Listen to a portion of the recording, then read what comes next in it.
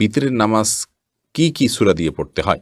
স্বপ্নে সহবাস করতে দেখলে গুনাহ হবে কিনা, একা নামাজে একামত দেওয়া জরুরি কিনা, রুকু করার সময় কাপড় টাকনুর উপরে উঠে গেলে নামাজ হবে কি, নামাজের নিয়ত কিভাবে করব, নামাজে তেলাওয়াতে ভুল হলে কি সেজদা দিতে হবে, মাগরিবের সময় ঘুমিয়ে বা শুয়ে থাকা বা খাওয়ার বিধান সম্পর্কে জানতে চাই, খাটের উপর দাঁড়িয়ে নামাজ পড়া যাবে কিনা, নামাজে সানা পড়তে ভুলে গেলে নামাজ হবে কিনা, নবজাতকের বমি কাপড়ে লাগলে নামাজ হবে কিনা, অতীতের গুনাহ কিভাবে পানা চাইব, মৃত ব্যক্তির উদ্দেশ্যে মসজিদে মিষ্টি দিলে কি কোনো সওয়াব হবে, কোন কাজ করলে পরিবারে অশান্তি দূর হবে ও আর্থিক সচ্ছলতা ফিরবে, কোরআন মজিদ কি শুয়ে শুয়ে পড়া যাবে, অজুর সময় ঘন দাড়ির ভেতর পানি কিভাবে পৌঁছাতে হবে, মৃত মানুষ ভুল করে থাকলে আমরা তাকে মাফ করে দেই, কিন্তু আমরা ভুল করে থাকলে মৃত মানুষ কিভাবে মাফ করবে, ব্যাংকে ডিপিএস করা কি হালাল হবে, প্রচণ্ড শীতে ফরজ গোসল প্রয়োজন পড়লে কি কোনো ছাড় রয়েছে, যে ঘরে সূরা বাকারা পড়া হয় সে ঘরে জিন শয়তান প্রবেশ করতে পারে না, এটা কি সঠিক, মৃত মানুষকে দাফন করার পর কবরের ওপর নারিকেল পাতা রাখা হয়, এটার বিধান আছে কি। আর বিলম্ব না করে চলুন আপনাদের যে প্রশ্নগুলো ইতিমধ্যে আমাদের কাছে চলে এসছে সেগুলোর উত্তর দিয়ে আমরা শুরু করি। নাহিদ নোমান জানতে চেয়েছেন কোন কাজ করলে পরিবারে অশান্তি দূর হবে ও আর্থিক সচ্ছলতা ফিরবে। ভাই নাহিদ, এর জন্য আপনাকে আমি পরামর্শ দেব দুটি কাজ সবচেয়ে গুরুত্বের সাথে করার, এক হলো দুরূদ শরীফ আর একটা হলো ইস্তেগফার। এই দুটি জিনিস আপনি বেশি বেশি করে পাঠ করবেন। রাসূল আকরাম সাল্লাল্লাহু আলাইহি ওয়াসাল্লামের হাদিস থেকে বোঝা যায় দুরূদ এটা বেশি বেশি করে পাঠ করলে মানুষের বিপদ আপদ দূর হয়, পেরেশানি থেকে আল্লাহ তাআলা মুক্তি নসিব করেন। ইস্তেগফার ক্ষেত্রে আল্লাহ তাআলা বলেছেন সূরা নূহের মধ্যে ফাকুলতু ইস্তাগফিরু রাব্বাকুম ইন্নাহু কানা গাফফারা ইউরসিলিস সামা আলাইকুম মিদরারা ওয়া ইউমদিদুকুম বিআমওয়ালিন ওয়া বানিন ওয়া ইয়াজআল লাকুম জান্নাতিন ওয়া ইয়াজআল লাকুম আনহারা। আয়াতগুলোর আলোকে অনেক মুফাসসিরিন ইকরাম, অনেক উলামা ইকরাম বলেছেন যে ইস্তেগফার বেশি বেশি করলে আল্লাহ তাআলা রিজিক বৃদ্ধি করেন এবং মানুষের রিজিকের অনটন দূর করেন। অতএব এই দুটি আপনি নিয়মিত করবেন, সেই সাথে আপনি খুব সিরিয়াসনেসের সাথে হালাল উপার্জনের জন্য চেষ্টা করে যাবেন, আল্লাহ তাআলা আপনার সমস্যাকে দূর করে দিন। এরপরে মাসুদ হোসেন জানতে চেয়েছেন প্রতিবন্ধী সন্তান হলে লোক বলে আল্লাহ তার বিনিময়ে তোমাকে ভালো কিছু দান করবেন, এ কথাটা কতটুকু সত্য? ভাই মাসুদ হাসান, এ কথাটা পরিপূর্ণ সত্য, কারণ ইন্না আজামাল জাজা মিন আজমিল বালা। মানুষের জন্য যত বেশি পরীক্ষা আসে বড় আকারে, তার বিনিময়ে সেরকম বড় আকারে আসে। সন্দেহাতীতভাবে কোনো বিকলাঙ্গ সন্তান যদি জন্ম হয়, কোনো প্রতিবন্ধী সন্তান যদি জন্ম হয়, মা বাবার অনেক পেরেশানির কারণ হয়, অনেক কষ্টের কারণ হয়। আল্লাহ তাআলার এই ফয়সালা তিনি মেনে নিয়েছেন, এই বিপদে তিনি ধৈর্য ধারণ করেছেন, এর জন্য তিনি অবশ্যই আল্লাহ তাআলার কাছে বিনিময় পাবেন। কারণ আল্লাহ তাআলা কোরআনে বলেছেন ইন্নামা ইউওয়াফাস সাবিরুনা আজরাহুম বিগাইরি হিসাব, যারা ধৈর্যশীল তাদের বিনিময় আল্লাহ তাআলা বিনা হিসাবে দিবেন। অতএব যারা তাদের এই ধরনের সন্তানের কারণে, সন্তান বিকলাঙ্গ হওয়ার কারণে বা অটিস্টিক হওয়ার কারণে তারা কষ্ট করছেন, স্ট্রাগল করছেন, ধৈর্য ধারণ করছেন, আল্লাহ ফয়সালাকে মেনে নিচ্ছেন, সন্দেহাতীতভাবে তার জন্য আল্লাহর কাছে তারা অফুরন্ত সওয়াব লাভ করবেন। মাহফুজ আহমেদ মুন্না জানতে চেয়েছেন মৃত মানুষকে দাফন করার পর কবরের ওপর নারিকেল পাতা রাখা হয়, এটার বিধান আছে কি? না, মৃত ব্যক্তিকে কবরে দাফন করার পর নারিকেল পাতা রাখার কোনো নির্দেশ কোরআন হাদিসে কোথাও দেওয়া হয়নি। বরং রাসূল আকরাম সাল্লাল্লাহু আলাইহি ওয়াসাল্লাম একটা কবরে তিনি ডাল গেড়েছেন এমনটি পাওয়া যায়, সেটি একটা কবরেই গেড়েছেন, এছাড়া অন্য কোনো কবরে বা সচরাচর সব কবরে তিনি ডাল গেড়েছেন এমনটি পাওয়া যায় না, যার কারণে কবরে কোনো কিছু গাড়তে হবে এমন কোনো কথা ইসলামী শরীয়ত অনুযায়ী নির্দেশিত নয়। তাহমি আপনি জানতে চেয়েছেন কেউ মারা গেলে তার থেকে কি মাপ চাওয়ার কোনো পথ আছে বা মাপ নেওয়ার কোনো বিধান আছে? বোন তাহমিদা, কেউ যদি মারা যায় তার থেকে মাপ চাওয়ার কোনো পথ আর খোলা থাকে না। তবে যদি আপনি তার কোনো হক নষ্ট করে থাকেন এবং তার কোনো পাওনা আপনার কাছে থেকে থাকে, তাহলে যে জিনিসটি করতে হবে তা হলো আপনি তাকে তার পক্ষ হয়ে আল্লাহর কাছে মাপ চাইবেন এবং তার পক্ষ থেকে দান সাদকা করবেন। কিয়ামতের ময়দানে আল্লাহ রাব্বুল আলামিন কিছু মানুষকে যাদের নেকামল দ্বারা আল্লাহ তাআলা সন্তুষ্ট, আপনি নিজে আল্লাহকে সন্তুষ্ট করার বেশি চেষ্টা করবেন যেহেতু আপনার ত্রুটি আছে, তো এরকম ব্যক্তিদেরকে আল্লাহ রাব্বুল আলামিন কিয়ামতের ময়দানে তার পাওনাদারদের কাছ থেকে আল্লাহ মুক্ত করে দিবেন। কীভাবে মুক্ত করবেন? পাওনাদারকে আল্লাহ তাআলা জান্নাতের অফার করবেন, করে আপনাকে মুক্ত করে দিবেন। এরকম বিভিন্ন বর্ণনা হাদিস থেকে পাই আমরা। তো সেগুলোকে সামনে রাখলে দেখা যায় যে আপনার করণীয় হলো আল্লাহর সঙ্গে সম্পর্ক এই ক্ষেত্রে আরও বেশি বিল্ড আপ করা, যাতে করে আল্লাহ তাআলা আপনাকে সেখান থেকে উদ্ধার করে দেন। আর সেই সাথে পাওনাদার মারা গেলে তার পক্ষ থেকে দান সদকা করা, দোয়া করা, এগুলো করবেন। এটা যদি হয় আর অর্থনৈতিক পাওনা ছাড়া অন্য কোনো পাওনা হয়। আর যদি আর্থিক কোনো পাওনা তার থেকে থাকে তাহলে তার মৃত্যুর পর তার সে পাওনা তার ওয়ারিশ যারা বেঁচে আছেন তাদের কাছে ফিরিয়ে দিতে হবে। এরপর এমডি জায়েদ, আপনি ইউটিউব চ্যানেলে প্রশ্ন করেছেন, রাতে ঘুমানোর আগে তায়াম্মুম করলে কি ওযুর সুন্নত পালন হবে? রাতে ঘুমানোর আগে যদি কেউ তায়াম্মুম করেন সেক্ষেত্রে অজু করতে তিনি অপারগ অথবা অজু তার জন্য কষ্টকর, সেই ভিত্তিতে তিনি তায়াম্মুম করেন তাহলে ইনশাআল্লাহ অজুর যে কাজ, পবিত্রতা অর্জনের কাজ, সেটি আদায় হবে এবং সেই সওয়াব তিনি পাবেন ইনশাআল্লাহ। মোহাম্মদ ইফরাত, আপনি এটি থেকে জানতে চেয়েছেন, চোখে সুরমা লাগানো কি সুন্নাত? আর সুরমা লাগানোর পর যদি অজু করি সুরমার কালার থেকে যায় এতে কি অজু হবে? আপনার শেষ প্রশ্ন উত্তর আগে দিই। সুরমার কালার যদি চোখে থেকে যায় অজু করার পরেও তাহলে তাতে অজু হয়ে যাবে, কোনো অসুবিধা নেই। আর চুরমা লাগানো সুন্নাত, জি সুরমা লাগানো সুন্নাত। সুরমা যেন অরিজিনাল হয়, স্বাস্থ্যসম্মত হয়, ক্ষতির কারণ না হয়, সেদিকটা খেয়াল করা উচিত। তবে সুরমা লাগানো সুন্নাত। রাসূল আকরাম সাল্লাল্লাহু আলাইহি ওয়াসাল্লামের হাদিসে সুরমা লাগানোর কথা স্পষ্টভাবে বর্ণিত হয়েছে। এরপরে মুজাহিদুল ইসলাম শওকাত, আপনি জানতে চেয়েছেন, যে ঘরে সূরা বাকারা পড়া হয় সে ঘরে জিন শয়তান প্রবেশ করতে পারে না, এটা কি সঠিক? যদি সঠিক হয় তবে সূরা বাকারা কতটুকু পড়তে হবে? ভাই মুজাহিদুল ইসলাম, এটা সঠিক এবং এ সম্পর্কে রাসূল আকরাম সাল্লাল্লাহু আলাইহি ওয়াসাল্লামের স্পষ্ট হাদিস রয়েছে। সূরা বাকারা যদি তেলাওয়াত করা হয় কোনো বাসায়, সেখানে জিন শয়তান প্রবেশ করে না। এক্ষেত্রে কতটুকু তেলাওয়াত করবেন? এর উত্তর হলো যে আপনি তেলাওয়াত করতে থাকবেন শুরু থেকে শেষ পর্যন্ত, কোনো লিমিটেশন নাই যে এত আয়াত পড়বেন। যত বেশি পড়বেন, বারবার পড়তে থাকবেন। নিজে পড়তে না পারলে তেলাওয়াত, রেকর্ডকৃত তেলাওয়াত চালু করে রাখবেন, যদি অনেক উলামা একরাম সেটিকে যথেষ্ট নয় বলেছেন, কিন্তু আমরা দেখেছি রেকর্ডকৃত তেলাওয়াত চালু করে রাখলেও বাসা বাড়িতে জিনের উপদ্রব কমে যায়, মানুষ অনেকটা সুরক্ষিত হয়ে যায় আলহামদুলিল্লাহ। এরপরে আব্দুল্লাহ মাহমুদ জানতে চেয়েছেন ইউটিউব চ্যানেলে, নামাজে তেলাওয়াতে ভুল হলে কি সেজদা দিতে হবে? দেখুন, নামাতে যদি তেলাওয়াতে ভুল হয় তাহলে সেজদা দেওয়ার ব্যাপার নাই। আপনার ভুলটা হয় অর্থ বিকৃত হওয়ার পর্যায়ের ভুল হবে না, তাহলে তো কোনো অসুবিধাই নেই। আর যদি অর্থ বিকৃত হওয়ার মতো ভুল হয় সেই ক্ষেত্রে আপনি 3 আয়াত বা যতটুকু না পড়লে নয় এতটুকু পড়ে ফেলেছেন, তারপরে যদি ভুল হয় তাহলে ইনশাআল্লাহ সেখানে আপনার সালাত হয়ে যাবে। কোনো কোনো ক্ষেত্রে অর্থ বিকৃত হওয়ার মতো ভুল যদি হয় তাহলে সেক্ষেত্রে আপনার সালাত হবেই না, সেজদা সাহুতে এটি কুলাবে না। এরপরে রাশেদুল ইসলাম শান্ত জানতে চেয়েছেন, প্রচণ্ড শীতে ফরজ গোসল প্রয়োজন পড়লে কি কোনো ছাড় রয়েছে? ভাই শান্ত, প্রচণ্ড শীতে ফরজ গোসল এর ক্ষেত্রে আপনি ঠান্ডা পানিতে গোসল করা কষ্টকর হলে আপনার জন্য ছাড় রয়েছে। সেই ক্ষেত্রে যদি ঠান্ডা পানি ব্যবহার করলে আপনার অঙ্গহানি হতে পারে, প্রচণ্ড রকমের রোগ দেখা দিতে পারে, জীবন নাশের ভয় হয় আপনার, অথচ গরম করার কোনো ওয়ে না থাকে, এরকম যদি হয় তাহলে আপনি তায়াম্মুম করতে পারেন। এরকম কোনো সিচুয়েশনে যদি পড়েন, এরকম কোনো জায়গায় যদি থাকেন। কিন্তু সচরাচর আমাদের দেশে যে পরিমাণ শীত পড়ে, কিছু কিছু এলাকাতে পঞ্চগড় ইত্যাদিতে অনেক বেশি শীত পড়ে, সেখানে এরকম কোনো সিচুয়েশন থাকতে পারে। কিন্তু নর্মালি অন্যান্য এলাকাগুলোতে, ঢাকার আশেপাশে বা অন্যান্য জেলাগুলোতে যে পরিমাণ শীত পড়ে তাতে পানি ব্যবহার করলে অঙ্গহানি হয়ে যাবে বা জীবন হুমকির মধ্যে পড়বে, এরকম পরিস্থিতিতে পড়ার সম্ভাবনা খুবই ক্ষীণ। সেই জায়গা থেকে এটি আমাদের জন্য করা জায়েজ হবে না, অর্থাৎ তায়াম্মুম করে নামাজ আদায় করা জায়েজ হবে না, গোসলই করতে হবে।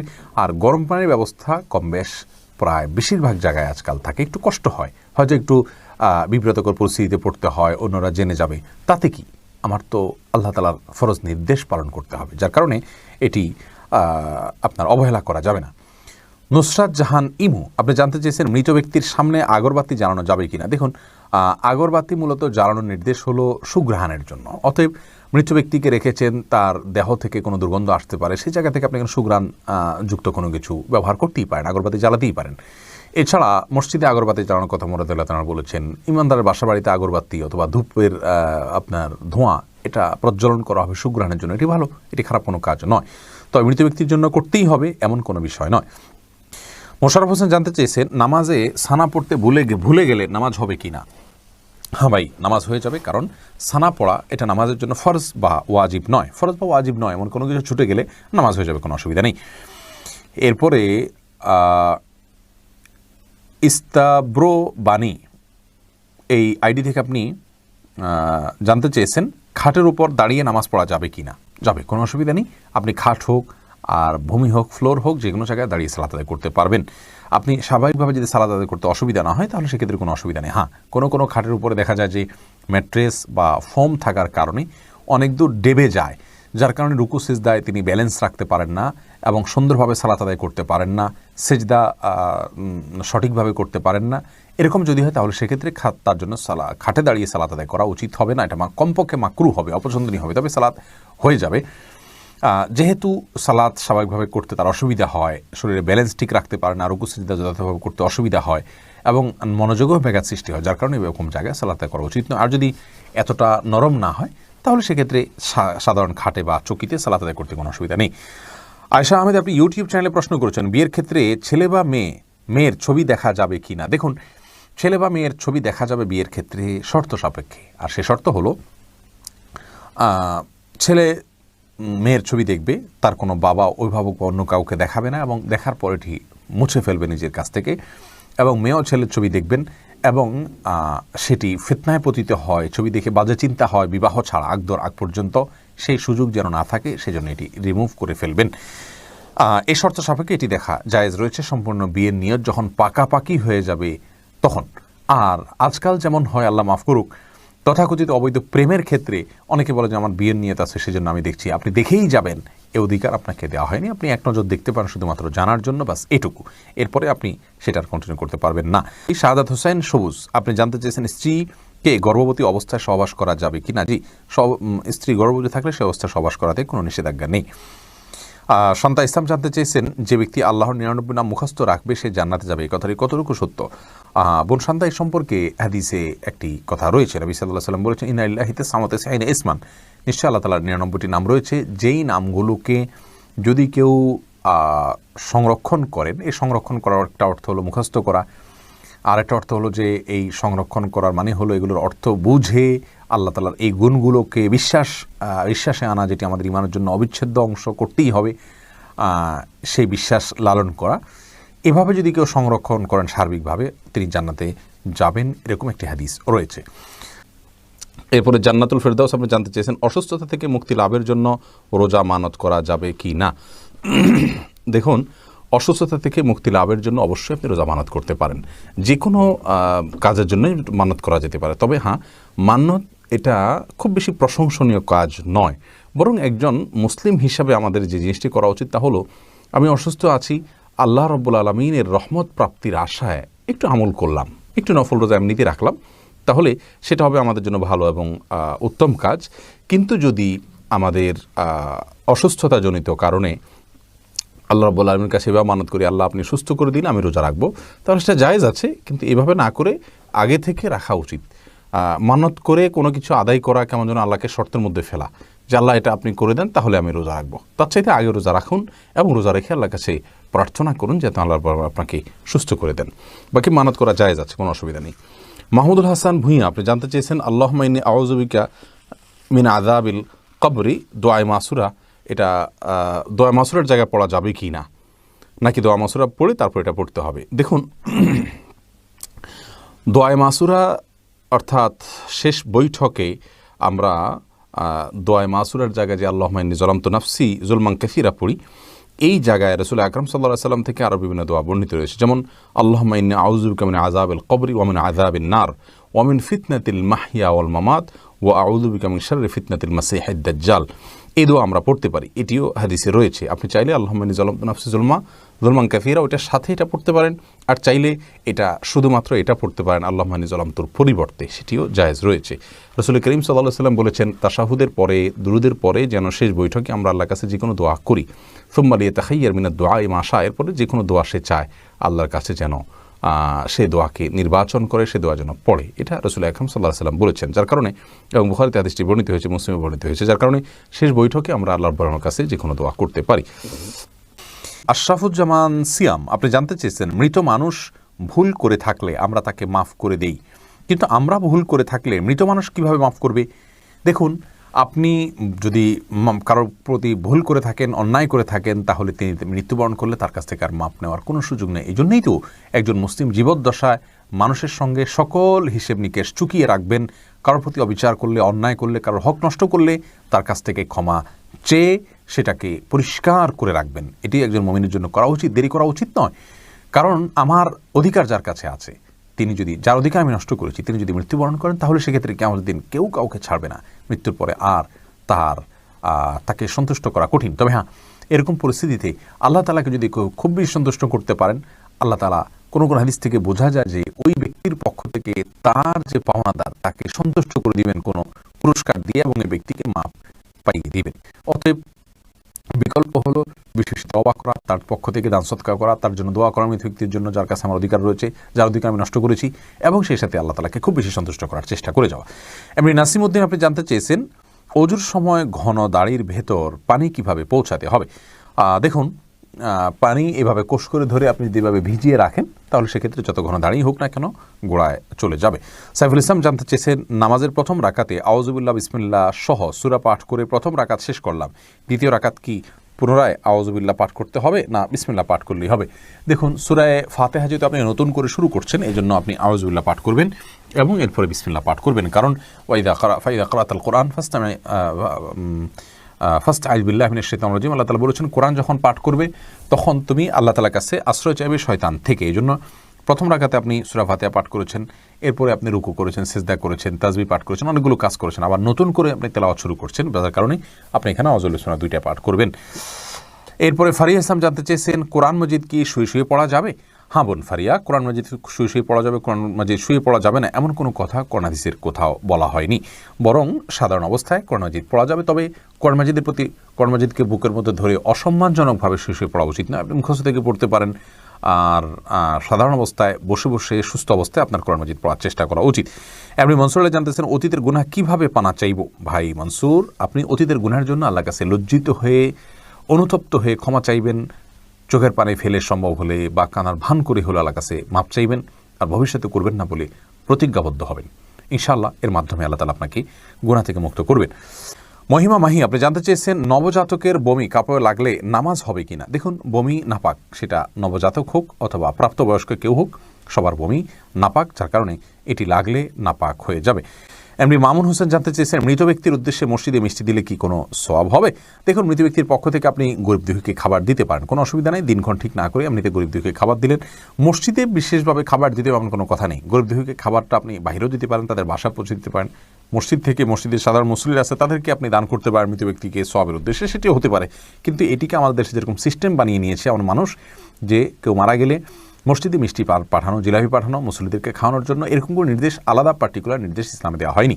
তবে হ্যাঁ, গরিবের মৃত ব্যক্তির পক্ষ থেকে আমরা সাদাকা করতে পারি, তারই অংশ হিসাবে খাদ্যদান হতে পারে, সেটি গরিব অসহায় মানুষকে প্রাধান্য দিয়ে দেওয়া উচিত। মসজিদে না দিয়ে আপনি সেটি যদি বস্তিতে দেন, গরিব মানুষের বাসা বাড়িতে দেন, সেটি আরও বেশি সওয়াবের কারণ হবে ইনশাআল্লাহ। সুজন মুখতার আপনি জানতে চেয়েছেন ইউটিউব চ্যানেলে স্বপ্নে সহবাস করতে দেখলে গুনাহ হবে কিনা? না, এর কারণে কোনো গুনাহ হবে না, কারণ এটি বান্দার ইচ্ছার দিন কোনো বিষয় নয়, বান্দার ইচ্ছাধীন বিষয় নয়, এমন বিষয়ের জন্য আল্লাহ তাআলা বান্দাকে পাকড়াও করবেন না। এরপরে এমডি রায়হান সিদ্দিকী আপনি জানতে চেয়েছেন মাগরিবের সময় ঘুমিয়ে বা শুয়ে থাকা বা খাওয়ার বিধান সম্পর্কে জানতে চাই। দেখুন ভাই রায়হান, মাগরিবের পরে এশার আগে শোয়ার ব্যাপারে হাদিসে নিষেধাজ্ঞা রয়েছে। নবী সাল্লাল্লাহু আলাইহি ওয়াসাল্লাম অপছন্দ করতেন এই সময় শোয়াটাকে, যার কারণে মাগরিবের পরে শোয়া উচিত নয়। তবে যদি কেউ অসুস্থ থাকেন, শরীরে ক্লান্তি থাকে, তিনি শুয়ে আছেন ক্লান্তির কারণে, সেটি ভিন্ন বিষয়। কিন্তু সাধারণ অবস্থাতে এই সময় ঘুমানো নিষেধ, কারণ এই সময় ঘুমাইলে আপনার এশার সালাত তরক হয়ে যেতে পারে। তাছাড়া সকাল এবং সন্ধ্যার সময়গুলো আল্লাহকে স্মরণ করার সময়, জিকিরের সময় যেন এই সময় ঘুমিয়ে কাটাবেন না। শুধু সামান্য একটু শুয়ে থাকা এটা ভিন্ন বিষয়, এটা ইনশাআল্লাহ নিষেধাজ্ঞার আওতায় পড়বে না। এরপরে এমডি সালমান ইসলাম জানতে চেয়েছেন নামাজের নিয়ত কিভাবে করব? আপনি কোন নামাজ পড়ছেন আপনার মাথায় যদি সেটি থাকে তাহলে আপনার নিয়ত আছে, বাস। নিয়ত মানে ইচ্ছা। মুখে আপনাকে নাওয়াইতুয়ান পড়তে হবে না, কারণ মুখে নাওয়াইতুয়ান পড়া এটা মূলত নিয়ত নয়, এটা নিয়তের কথাটিকে মুখে প্রকাশ করা। ইসলাম আমাদেরকে সেটি বাধ্য করেনি।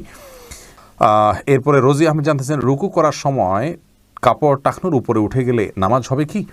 দেখুন, রুকু করার সময় যদি টাকনুর উপরে কাপড় উঠে যায় তাহলে সেক্ষেত্রে আপনার মেয়ে মানুষ হিসাবে সামান্য এক ঝলকের জন্য উঠলো, 1 সেকেন্ড 2 সেকেন্ডের জন্য উঠলো, তাতে গুনাহ হবে না ইনশাআল্লাহ বিইذনিল্লাহ। এমডি সোহাগ খান জানতেছেন একা নামাজে একামত দেওয়া জরুরি কিনা? জি ভাই, একা নামাজ পড়লেও আপনি যখন একাকী ফরজ নামাজ আদায় করবেন, একামত দিয়ে নামাজ পড়বেন, এই উদ্দেশ্যে কেউ চাইলে আপনার সঙ্গে এসে যোগ দিতে পারে জামাতে। আমরা কিন্তু এটা অনেকেই জানি না। কেউ যদি নামাজ শুরু করে দেন একা একা, তিনি যদি জোরে জোরে তাকবীর বলেন ইমামতের নিয়তে, পরবর্তীতে কেউ এসে তাকে টাচ করে তার পাশে দাঁড়িয়ে জামাতে শামিল হয়ে যেতে পারে, যে কোনো পর্যায়ে, যে কোনো মাঝামাঝি পর্যায়ে এসেও শামিল হয়ে যেতে পারে, তাহলে সেক্ষেত্রে তারা উভয়ে জামাতে সালাত আদায় করার সওয়াব পেয়ে গেলেন। এরপরে সজল শেখ আইডি থেকে আপনি জানতে চাচ্ছেন, ব্যাংকে ডিপিএস করা কি হালাল হবে? সুদী ব্যাংকগুলোতে ডিপিএস করা হারাম হবে, যেহেতু সেখানে আপনাকে সুদ দেওয়া হবে, সুদভিত্তিক লেনদেনের চুক্তি আপনার সাথে হয়ে যাবে সেজন্য। আর ইসলামী ব্যাংকগুলো যদি হয় তাহলে সেক্ষেত্রে বেশ কিছুটা ছাড় রয়েছে, এবং সেটি কিছুটা কোনো কোনো ক্ষেত্রে এটি সন্দেহের মধ্যে পড়বে, শুবহাতের মধ্যে পড়বে, বাকি মৌলিকভাবে অন্য কোনো উপায় যদি কারো না থাকে এটি নাজায়েজ বা হারাম সরাসরি হবে না, তবে অ্যাভয়েড করতে পারলে সেটাও ভালো, যেহেতু সংশয় বা সন্দেহ সেখানেও রয়েছে। দিনের পথিক আইডি থেকে আপনি লিখেছেন, বিতরের নামাজ কি কি সূরা দিয়ে পড়তে হয়? বিতরের সালাতের প্রথম রাকাতে সূরায়ে সাব্বিহিসমা রব্বিকাল আলা, দ্বিতীয় রাকাতে সূরায়ে কাফিরুন এবং তৃতীয় রাকাতে সূরা ইখলাস কুল হুয়াল্লাহ পাঠ করা, এটি সুন্নাহ। নবী করিম সাল্লাল্লাহু আলাইহি ওয়াসাল্লাম বিতরের সালাতে সচরাচর এই সূরাগুলো তেলাওয়াত করতেন, বিধায় আপনি এই সূরাগুলো তেলাওয়াত করতে পারেন বা করার চেষ্টা করা উচিত। শেখ সোহানুর রহমান জানতে চেয়েছেন, নামাজের মধ্যে তাশাহুদ পড়ার সময় তর্জনী আঙ্গুল উঁচু করার বিধান কি? এটা সুন্নাত, কেউ না করলে অসুবিধা নেই, নামাজ হয়ে যাবে, কিন্তু সুন্নাত বা মুস্তাহাব। অর্থাৎ আমরা যখন তাশাহুদ পাঠ করব তখন আমরা তাশাহুদের মধ্যে মূলত সাক্ষ্য দিচ্ছি আল্লাহর একত্ববাদের, রাসূল আকরাম সাল্লাল্লাহু আলাইহি ওয়াসাল্লামের রিসালাতের, তখন আমরা আঙ্গুল উঁচু করে মুখের সাক্ষ্যটাকে আমার আঙ্গুলের সাথে আমার আচরণের মাধ্যমে আমি মিলাচ্ছি। অর্থাৎ আমি মুখে বলছি আল্লাহ ছাড়া কোনো সত্যিকারের মাবুদ নাই, সাক্ষ্য দিচ্ছি, মুহাম্মদ সাল্লাল্লাহু আলাইহি ওয়াসাল্লাম আল্লাহর রাসূল সাক্ষ্য দিচ্ছি, আবার তার সাথে আমি আঙ্গুল উঁচু করে আমি সাক্ষ্যর সাথে ওইটাকে আমি মেলাচ্ছি। তো এটা জায়েজ, এটা মুস্তাহাব, করা উচিত। যদি কেউ না করেন নামাজ হয়ে যাবে। এটার পদ্ধতি নিয়ে অনেক মতপার্থক্য আছে, এটি আমরা বারবার বলেছি। সারাক্ষণ নাড়াতে থাকবো নাকি উঠিয়ে শুধু ধরে রাখবো? তো নাড়াতে থাকার সপক্ষে একটি হাদিস মুসনাদ আহমদে বর্ণিত হয়েছে যে এই আঙ্গুল নাড়ানোটা শয়তানের উপরে লোহার চাইতে বেশি, আপনার লোহার আঘাতের চাইতে বেশি কষ্টের। তো এই হাদিসের ভিত্তিতে অনেক আমাকে মনে করেন যে নাড়াতে থাকলে শয়তানের প্রতি এটা আঘাতের কাজ দেয়, এই জন্য নাড়াতে থাকার কথা তারা বলেন। আর এর বিপরীতে অনেক উলামায়ে কেরামের মতে এটা শুধুমাত্র উঠাবেন এবং নামাবেন। এখানে নাড়ানো বলতে উদ্দেশ্য হলো উঠানেন এবং নাড়ানো, এই নাড়ানো, সারাক্ষণ নাড়ানো উদ্দেশ্য না। আর তাছাড়া এখানে বেশিরভাগ হাদিসগুলোতে এসছে ইউশিরু, আঙ্গুল দিয়ে ইশারা করা। তো ইশারা করা না হলে ইশারা করা হয় না, উঠানো এবং নামানোর মাধ্যমে ইশারা করা হয়। এই দ্বিতীয় মতটা আমার কাছে বেশি শক্তিশালী মনে হয়, অর্থাৎ উঠাবেন এবং নামাবেন। এমডি আরিফ আবার উঠানো নামানোর ক্ষেত্রে অনেকে বলেন আশহাদু বলার সময় উঠাবেন, লা ইলাহা ইল্লাল্লাহ বলার সময় নামা ফেলতে হবে, একটু আগের পরে হলে ঈমান থাকবে না। এগুলো সম্পূর্ণ ভিত্তিহীন কথা। সোহেল রানা আপনি প্রশ্ন করেছেন, অনেকে বলে স্ত্রী প্রেগনেন্ট থাকলে স্বামী কোনো জীবজন্তু মারতে পারবে না, যেমন মশা, মাছি, ছারপোকা ইত্যাদি, মারলে আগত সন্তানের অমঙ্গল হবে, এটা কি সঠিক? না ভাই সোহেল রানা, সম্পূর্ণ ভিত্তিহীন কথা, এবং কোরআন এবং হাদিস এই ধরনের কোনো কথা নেই। প্রচুর পরিমাণে ভিত্তিহীন কথা এবং প্রপাগান্ডা আমাদের সমাজে প্রচলিত আছে, অনেক কুসংস্কার আমাদের সমাজে প্রচলিত আছে। তার মধ্যে থেকে এটা একটা, স্ত্রী প্রেগনেন্ট থাকলে স্বামীর জন্য কোনো করণীয়, মুরগি জবাই করতে পারবে না, এটা করতে পারবে, এটা করতে, এরকম কোনো কথা নেই, এগুলো সম্পূর্ণ বানানো কথা। এমডি শহীদুল্লাহ জানতে চেয়েছেন, জনৈক ব্যক্তি বলেছেন ফরজ সালাতের পর মুনাজাত না ধরে বসে থাকলে অহংকার করা হয়, আসলে কি তাই? না ভাই শহীদুল্লাহ, ফরজ সালাতের পরে রাসূল করিম সাল্লাল্লাহু আলাইহি ওয়াসাল্লাম মুনাজাত ধরতেন এরকম কোনো হাদিস আমাদের জানা নেই যে ফরজ সালাতের পরে তিনি মুনাজাত ধরতেন। বিভিন্ন হাদিস থেকে ইশারা ইঙ্গিতে জোড়াতালি দিয়ে এই জিনিসটাকে প্রমাণ করার চেষ্টা করা হয়। সালাতের মতো এত কমন একটি ইবাদত, নিয়মিত যেটা 5 বার আদায় করতে হয়, সেখানে রাসূল আকরাম সাল্লাল্লাহু আলাইহি ওয়াসাল্লাম সালাম ফেরানোর পরে যদি হাত তুলে থাকেন, হাত তুলে মুনাজাত করে থাকেন, তাহলে সেটি অবশ্যই হাদিসের কিতাবগুলোতে আসবে। সেরকমটি কোনো হাদিসের কিতাবগুলোতে বর্ণিত হয়নি। অতএব কেউ যদি হাত না তোলেন তাকে অহংকারী বলা, এটা মূর্খতা ছাড়া আর কিছুই নয়। সুন্নাহ অনুসরণ করলে অহংকারী হবে কেন? এরপরে আরাফাত বাপ্পি আপনি জানতে চেয়েছেন, বাড়ির পুকুরে মানুষ নানান ধরনের নাপাক জিনিস ফেলে থাকে, সেখানে অজু করার বিধান কি? ভাই আরাফাত, বাড়ির পুকুরে যদি নাপাক জিনিস ফেলা হয়, পুকুর যদি অনেক বড় হয়, তাহলে সেক্ষেত্রে যেই জায়গাটাতে নাপাক আছে তার আশেপাশের পানিগুলো নাপাক ধরা হবে, কিন্তু অপর প্রান্তের পানিগুলো পাক ধরা হবে। অনেক পানিতে যদি নাপাক পড়ে তাহলে সেক্ষেত্রে এই বিধান প্রযোজ্য হয়। বিধায় এটা নিয়ে আপনার হেজিটেশন করার কোনো কারণ নেই। আপনার রুচিতে না করলে আপনি সে পানি ব্যবহার করবেন না, ভিন্ন কথা। কিন্তু শরীরের দৃষ্টিকোণ হলো বড় পুকুর বা বড় কোনো পানির আপনার পুকুর হোক, নদী নালা হোক, এরকম কিছু যদি হয় তাহলে সেক্ষেত্রে ওই পুকুরে কোনো এক প্রান্তে নাপাক পড়লে ওই জায়গা নাপাকটার আশেপাশের পানিগুলো নাপাক হিসেবে বিবেচিত হবে, বাকিগুলো পাক থাকবে। হ্যাঁ, যদি নাপাকের পরিমাণ এত বেশি হয় যে স্বামীর পানির কালার পরিবর্তন হয়ে গেছে, রং গ্রান পরিবর্তন হয়ে গেছে, তাহলে সেখানে পানি নাপাক হিসেবে